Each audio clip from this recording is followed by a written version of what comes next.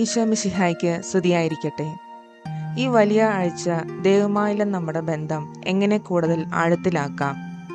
How can we deepen our relationship with God during this holy week? വിശുദ്ധ വാരത്തിൽ ദൈവമായുള്ള ബന്ധം ആഴത്തിലാക്കാൻ യേശുവിൻ്റെ പീഡാനുഭവത്തെക്കുറിച്ചും കാൽവരിയിലെ ബലിയെക്കുറിച്ചും ധ്യാനിക്കാൻ വ്യക്തിപരമായ സമയങ്ങൾ കണ്ടെത്തണം. പ്രാർത്ഥനയിലും ദൈവവചന വായനയിലും ഉപവാസത്തിലും ത്യാഗപ്രവൃത്തികളിലും കൂടുതൽ സമയം ചെലവഴിക്കണം. യേശുവിൻ്റെ വിനയവും സ്നേഹവും ഓരോ പ്രവൃത്തിയിലും പ്രകടമാക്കാൻ ശ്രമിക്കാം. മറ്റുള്ളവരെ സ്നേഹിക്കുകയും അവരോട് ക്ഷമിക്കുകയും ചെയ്യുക. ദൈവത്തിൻ്റെ സാന്നിധ്യം എല്ലായിടത്തും അനുഭവിക്കാൻ ശ്രമിക്കാം. വിശുദ്ധ വാരത്തിലെ ഓരോ ദിവസത്തിൻ്റെയും പ്രാധാന്യം മനസ്സിലാക്കുക. യേശുവിൻ്റെ ബലിയെക്കുറിച്ചും ഉയർത്തെഴുന്നേൽപ്പിനെക്കുറിച്ചും കൂടുതൽ ചിന്തിക്കുക. ഈ വിശുദ്ധ വാരം ദൈവമായുള്ള ബന്ധം ആഴത്തിലാക്കാനുള്ള ഒരു സമയം ആകട്ടെ. ദൈവം നമ്മെ അനുഗ്രഹിക്കട്ടെ.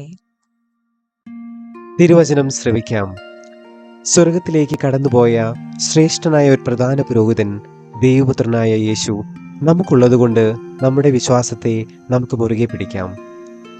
നമ്മുടെ ബലഹീനതകളിൽ നമ്മോടൊത്ത് സഹതപിക്കാൻ കഴിയാത്ത ഒരു പ്രധാന പുരോഹിതനല്ല നമുക്കുള്ളത്.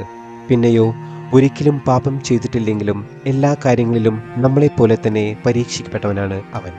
അതിനാൽ വേണ്ട സമയത്ത് കരുണയും കൃപാവരവും ലഭിക്കുന്നതിനായി നമുക്ക് പ്രത്യാശയോടെ കൃപാവരത്തിൻ്റെ സിംഹാസനത്തെ സമീപിക്കാം.